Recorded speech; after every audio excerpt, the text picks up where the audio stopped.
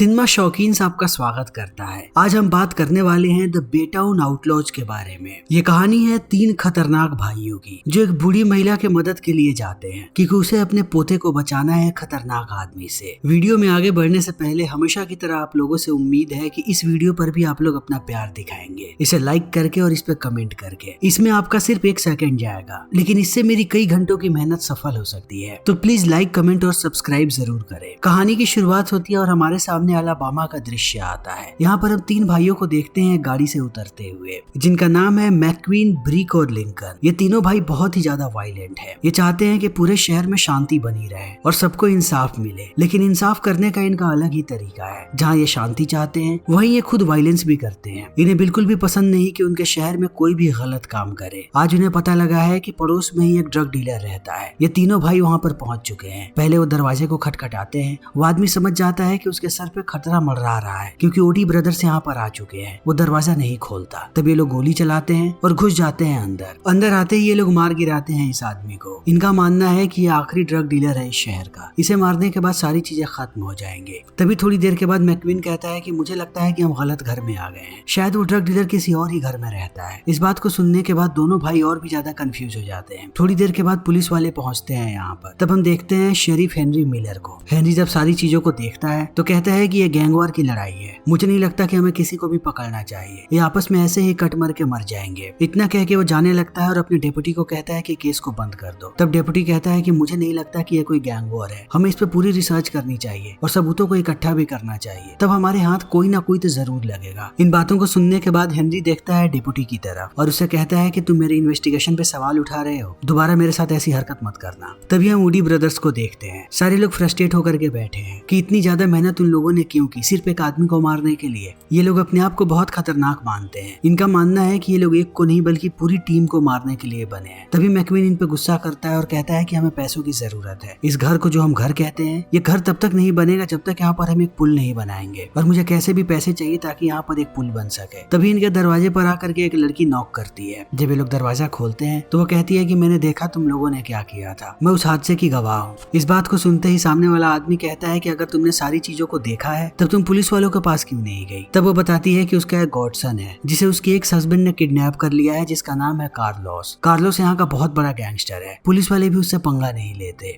Brick कहता है कि तुम चाहती हो कि हम उस गैंगस्टर से लड़ें और तुम्हारे गॉडसन को वापस लेकर के आए। ये लड़की कहती है कि हाँ। तब यहाँ पर हमें पता लगता है इसका नाम है सेलेस्टी। ब्रिक कहता है कि तुम्हें ये बात भी पता होनी चाहिए कि हम कोई भी काम फ्री में नहीं करते। सेलेस्टी कहती है कि मेरे पास पैसे हैं, मैं तुम्हें $25,000 दूंगी इस काम के। वो एडवांस भी देती है। तब ब्रिक सेलेस्टी को लेकर के आता है अंदर ही मैक्वीन और लिंकन बैठे हुए हैं। मैक्वीन लड़की से पूछता है कि बात क्या है। तब वो कार्लोस के बारे में पूरी बात बताती है कि वो उसकी एक्स वाइफ है। मैक्वीन कहता है कि अगर वो आदमी सच में इतना खतरनाक है और उसने तुम्हारे गॉडसन को किडनैप भी किया तो उसे पता होना चाहिए था कि तुम उसके पीछे जरूर आओगी, तो अब तक उसने तुम्हें मारा क्यों नहीं। इस बात को सुनने के बाद ये लड़की अपने टॉप को ऊपर करती है और 3 गोलियों के निशान को दिखाती है और इन तीनों से कहती है कि उसने कई बार मुझे मारने की कोशिश की लेकिन हर बार मैं बच जाती हूँ। मैक्वीन को इस पे भरोसा हो जाता है। अब ये लोग सोच रहे हैं कि इन्हें इस लड़की के लिए काम करना चाहिए और इसके गॉडसन को वापस लाना चाहिए। ये दोनों भाई बात कर रहे हैं मगर लिंकन बिल्कुल कुछ भी नहीं बोल रहा। तब हमें पता लगता है कि लिंकन के वोकल कॉर्ड्स में प्रॉब्लम है। बचपन में उसके गले पे चोट लगी थी, तब से वो बात नहीं कर पाता, मगर वो लिख करके अपने भाइयों को समझाता है कि उसे क्या बोलना है। तभी हमारे सामने पुलिस स्टेशन का दृश्य आता है। यहाँ पर हम एक ATF फेडरल एजेंट को देखते हैं जिसका नाम है एंथनी रीस। रीस अंदर आता है और सीधा आकर के मिलता है हेनरी से। उसे अपना इंट्रोडक्शन देने के बाद कहता है कि रिसेंट में जो शूट आउट हुआ था मुझे उसी के बारे में बात करनी है। मुझे पता लगा कि तुमने केस को बंद कर दिया है। ऐसा कैसे हो सकता है? इस शहर में बहुत सारी चीजें हो रही हैं, लेकिन ऐसा लगता है कि पुलिस वालों ने अपनी आंखों को बंद करके रखा है। मुझे पता है कि वहाँ पर गोलीबारी किसने की है। वो वुडी ब्रदर्स का नाम लेता है और बताता है कि अब तक इनके खिलाफ कोई भी मुकदमा नहीं हुआ है, जब केस पूरे शहर में उन लोगों ने कत्लेआम मचा करके रखा है। ऐसा क्यों? वो उनके बचपन के बारे में बताता है कि जब वो लोग छोटे थे तभी उनके पिता का देहांत हो गया था। हेनरी बीच में ही उसकी बातों को काटता है और कहता है कि तुम्हें ये बात पता होनी चाहिए कि मैं नहीं चाहता कि मेरे डिपार्टमेंट के अंदर आकर के कोई मेरे ऊपर हुक्म चलाए, चाहे वो कोई भी हो। मुझे वैसे भी फेडरल एजेंट्स पसंद नहीं है, खास करके मेरे शहर में। मुझे पता है यहाँ पर क्या हो रहा है, मैं चीजों को देख लूंगा। इतना कह के वो निकल जाता है। रीस समझ जाता है कि लोकल पुलिस से उसे कोई भी मदद नहीं मिलने वाली। जो कुछ भी उसे करना है अकेला ही करना है। दूसरी तरफ वुडी ब्रदर्स निकल चुके हैं उस लड़के को बचाने के लिए, मगर इनके बीच आपस में बहस हो रही होती है कि आखिर वो लड़का दिखता कैसा है। बस इन्हें इतना पता है कि उस लड़के का नाम है रॉब। अब इनके बीच बहस चलती रहती है। ये दोनों बहुत ही ज्यादा बड़बोले हैं, लेकिन इनके बीच में लिंकन फंसा हुआ है जो कुछ बोल नहीं सकता, मगर उसे सारी बातें सुनाई देती हैं। पूरी रात ड्राइव करने के बाद ये लोग पहुंच जाते हैं शहर में जहाँ पर रॉब को रखा गया है। तभी उनके पास कॉल आता है हेनरी का। फोन ब्रिक उठाता है। हेनरी कहता है कि तुम लोगों को किसने परमिशन दी कि तुम लोग शहर को छोड़ो। ब्रिक कहता है कि हम लोग बस एक छोटा काम करने आए हैं। तब हमें पूरी की पूरी बात समझ में आती है। ये तीनों हमेशा से काम करते रहे हैं हेनरी के लिए। हेनरी को पता है कि कानून ने बहुत सारी बाउंड्रीज बना के रखी हैं। वो बहुत सारे लोगों को छू नहीं सकता, इसीलिए उसने इन तीनों भाइयों को रखा है अपने पास कि ताकि शहर से वो सारे बुरे लोगों को मारते रहें और वो उन्हें प्रोटेक्ट करेगा। अब ब्रिक समझाने लगता है कि हम यहाँ पर बस एक छोटा काम करने आए हैं शहर से बाहर, जिसमें बिल्कुल भी ज्यादा वक्त नहीं लगेगा। हम लोग बहुत ही शांति से काम करेंगे, यहाँ पर किसी को कानो कान भनक तक नहीं लगेगी। एक बार जैसे ही हमारा काम पूरा होता है हम सीधा लौट करके आएंगे आपके पास। हेनरी कहता है कि जितनी जल्दी हो सके शहर लौट करके आओ। अब ये तीनों भाई निकल पड़ते हैं। इन लोगों ने हेनरी से कहा था कि वो शांति से काम करेंगे, मगर इनका तरीका है ही नहीं शांति वाला। ये सीधा दीवार को तोड़ करके गाड़ी लेके घुस जाते हैं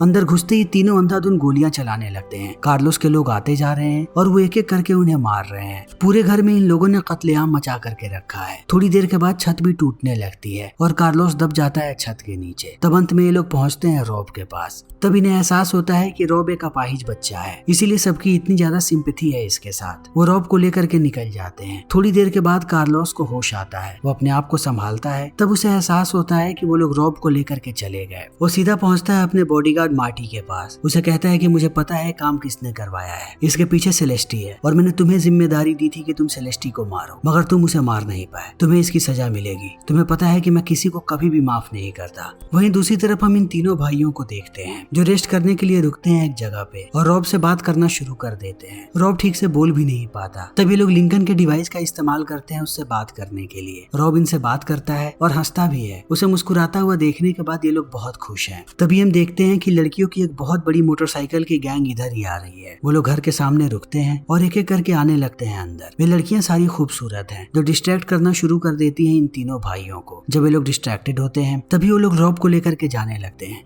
लिंकन समझ जाता है कि कुछ न कुछ तो गड़बड़ होने वाली है। वो हमला करना शुरू कर देता है लड़कियों पे। तब लड़कियां बताती हैं कि उन लोगों को यहाँ पर भेजा है कार्लोस ने इन्हें मारने के लिए। अब चारों तरफ से अंधाधुंध गोलियां चल रही हैं। ये लोग अपने आप को बचा भी रहे हैं और इन लड़कियों को मार भी रहे हैं। इन्हें पता है कि इनकी तादाद बहुत ज्यादा है। अगर इन लोगों ने सबको नहीं मारा तो ये लड़कियां कभी भी इन्हें जिंदा नहीं छोड़ेंगी और ना ही यहाँ से जाने देंगी। वो बहुत देर तक इनसे लड़ते रहते हैं। सबको मारने के बाद जब वो जा रहे होते हैं तब मैक्वीन मजाक करता है और कहता है कि बहुत दिनों के बाद इतनी सारी लड़कियां इतनी देर तक मेरे करीब थी। सब हंसते हैं, लेकिन इनके जाने के बाद हम देखते हैं यहाँ के ऑनर को। उसने इन तीनों भाइयों की शक्ल देख ली है। वो स्केच बनाता है और रिपोर्ट कर देता है पुलिस वालों के पास। अब हर तरफ इनके स्केचेस आ रहे हैं। रीस देख लेता है उनके चेहरे को। तब वो तुरंत पहुंचता है हेनरी के पास। उससे कहता है कि इतने सबूत काफी हैं इन तीनों को पकड़ने के लिए। मुझे अभी के अभी वारंट चाहिए। मुझे उनके घर की तलाशी लेनी है, चाहे कुछ भी हो जाए। हेनरी कहता है कि ऐसा नहीं हो सकता। थोड़े समय पहले एक दुर्घटना में उनका घर ब्लास्ट हो गया।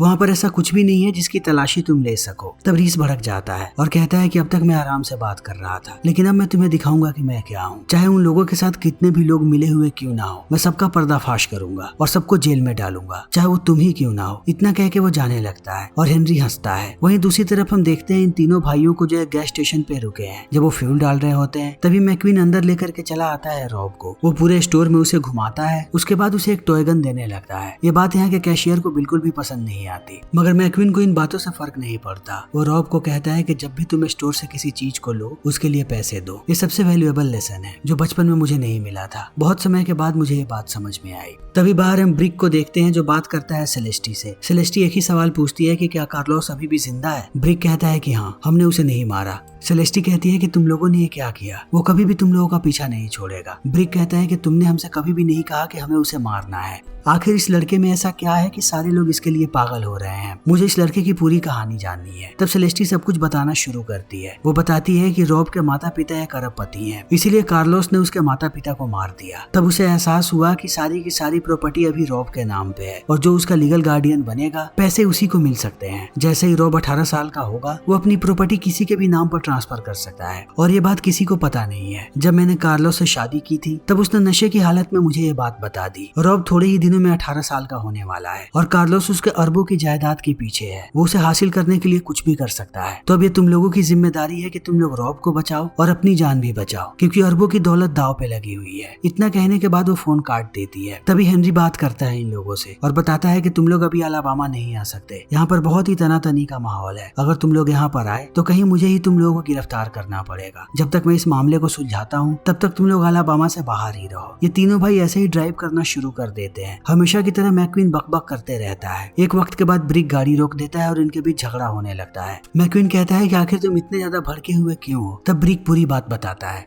और कहता है कि अब हम लोग अलाबामा भी नहीं जा सकते। हम लोग रास्ते में फंस गए हैं। कब तक हम भागते रहेंगे? अगर हमें जिंदा रहना है तो एक ही रास्ता है हमारे पास कि हम रॉब को कार्लोस के हवाले कर दें। तब कहीं वो शांत होकर के हमारा पीछा छोड़ दे। मैक्वीन कहता है कि नहीं, ऐसा नहीं होगा।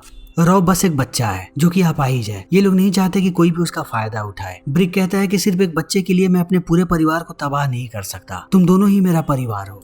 आखिर तुम इस लड़के के लिए इतने इमोशनल क्यों हो रहे हो? तब मैक्वीन कहता है क्योंकि ये हमारे चौथे भाई की याद दिलाता है। तब हमें पता लगता है कि इनका एक चौथा भाई भी था और वो भी अपाहिज था। इनके पिता रोज उसे पीटा करते थे, तब तक मारा जब तक एक दिन उसकी मौत नहीं हो गई। उस समय इनके अंदर इतनी ताकत नहीं थी कि ये लोग अपने भाई को बचा सके, मगर आज इनके पास मौका है कि वो लोग रॉब को बचा सकते हैं। इन बातों को सुनने के बाद लिंकन और ब्रिक भी मान जाते हैं कि वो किसी भी कीमत पर प्रोटेक्ट करेंगे रॉब को। तभी दूसरी तरफ हम एक ग्रुप को देखते हैं जिनका नाम है मास्क पायरेट्स। इस ग्रुप में एक से एक खतरनाक लोग हैं और अब कार्लोस ने इन लोगों को भेजा है इन तीनों भाइयों के पीछे। थोड़ी देर के बाद ये लोग इनके पास भी पहुंच जाते हैं। गोलीबारी शुरू हो जाती है। तभी ये लोग एक स्मोक ग्रेनेड फेंकते हैं इनके कार के अंदर धुआं फैला हुआ है। इनकी गाड़ी रुक जाती है। थोड़ी देर के बाद जैसे ये धुआं खत्म होता है ये लोग देखते हैं कि रॉब गायब है, यानी कि मास्क पायरेट्स उसे ले गए। अब ये लोग भड़के हुए हैं, पीछा करना शुरू कर देते हैं ये लोग उनकी गाड़ी का और गाड़ी के पास पहुंचते ही हमला शुरू कर देते हैं। अब इनके बीच घमासान लड़ाई हो रही है। जैसे ही इनकी गाड़ी उनके गाड़ी के करीब जाती है लिंकन कूद जाता है उनकी गाड़ी के अंदर और एक एक करके मारना शुरू कर देता है सबको। उसने लगभग सबको मौत के घाट उतार दिया। तब बाकी के भाई भी अंदर आते हैं। वो देखते हैं कि लिंकन अब बुरी तरीके से घायल हो गया है। उसके साथ साथ इनकी पूरी की पूरी गाड़ी तबाह हो चुकी है। अब किसी काम की नहीं है इनकी गाड़ी। लिंकन ठीक से चल फिर भी नहीं पाता। तब ये लोग लिंकन को बैठा देते हैं रॉब के व्हील चेयर पे और रॉब को उठा लेता है मैक्वीन। पैदल ही ये लोग आगे बढ़ रहे हैं।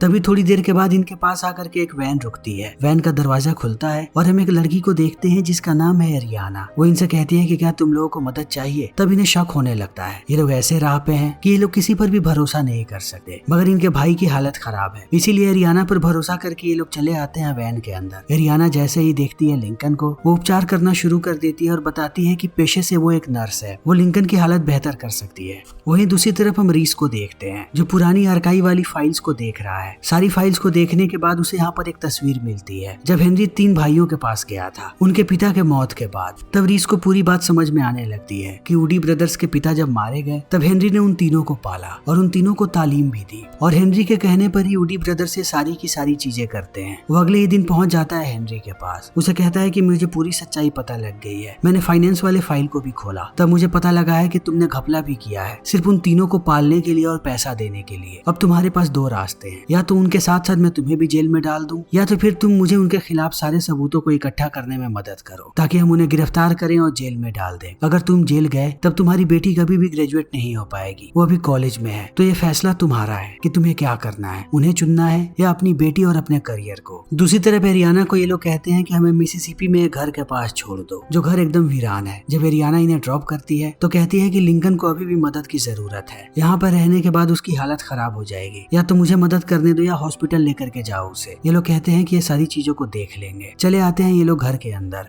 अब मैक्वीन बाहर बैठा हुआ है रॉब के साथ। उसके साथ साथ ब्रिक ने कॉल कर दिया है सेलेस्टी के पास ताकि वो यहाँ पर आ सके। मैक्वीन रॉब के चेहरे पर एक मास्क बनाता है और कहता है कि लिंकन जब तुम्हारी उम्र का था वो भी अपने चेहरे पर ऐसे ही मास्क बनाता था और अंडरग्राउंड फाइटर की तरह लड़ता था। इतना कहने के बाद वो उसके हाथ में एक बंदूक देता है और कहता है कि आज से तुम भी ओडी फैमिली का हिस्सा हो, तुम हमारे साथ ही रहोगे। वो चला आता है उसे लेकर के अंदर आने के बाद ये लोग देखते हैं कि लिंकन की हालत अभी भी खराब है। ये सारे हथियारों को देखने लगते हैं। मैक्वीन ब्रिक की तरफ देखता है और कहता है कि क्या तुमने कभी सोचा है कि ईश्वर रॉब जैसे लोगों को क्यों बनाते हैं, हर पल उन्हें सजा क्यों देते हैं। ब्रिक थोड़ी देर सोचता है और कहता है कि मैं ईश्वर से सिर्फ एक ही बात पूछता हूँ कि उन्होंने हम जैसे लोगों को क्यों बनाया है, ताकि हम दूसरे लोगों को मार सके। इसी बीच सेलेस्टी कार लेकर के चली आती है यहाँ पर, मगर वो अंदर आती उससे पहले उस पर गोलियां चलने लगती हैं। तब हम कातिलों के नए गिरोह को देखते हैं जिसे कार्लोस ने भेजा है। ये सारे बहुत ही ज्यादा खतरनाक है। गोलियों के साथ साथ ये लोग तीर कमान भी चलाते हैं। सेलेस्टी को बचाने के लिए ब्रिक और मैक्वीन चले आते हैं बाहर। वो चारों तरफ से इन पे गोलियां चला रहे हैं। ब्रिक पहुंच जाता है सेलेस्टी के पास, उसे लेकर के आने लगता है अंदर, मगर वो इस बात को भूल जाता है कि मैक्वीन अभी भी बाहर है, जो अब घायल हो चुका है। तभी कातिलों के गिरोह का एक आदमी चला आता है रॉब के पास, मगर वो उसे कुछ करता है उससे पहले ब्रिक उस पे टूट पड़ता है। अब फिर से घमासान लड़ाई हो रही है। ये लोग एक एक करके सबको मार रहे हैं, मगर अंत में ब्रिक भी घायल होकर के गिर जाता है नीचे। मगर ये लोग उसे मारते उससे पहले हेनरी आकर के बाकी लोगों को शूट कर देता है। अब लगभग सारे लोग मारे जा चुके हैं। ये तीनों के तीनों भाई घायल हैं। पुलिस वाले भी यहाँ पर आ जाते हैं। मैक्वीन सारे इल्जामों को ले लेता है अपने सर पे, ताकि रॉब अब हमेशा के लिए सेलेस्टी के साथ रह सके। वो जाते समय रॉब को कहता है कि तुम हमेशा ही हमारे परिवार का हिस्सा रहोगे। तब रॉब लिंकन के डिवाइस का इस्तेमाल करता है और शुक्रिया कहता है मैक्वीन को।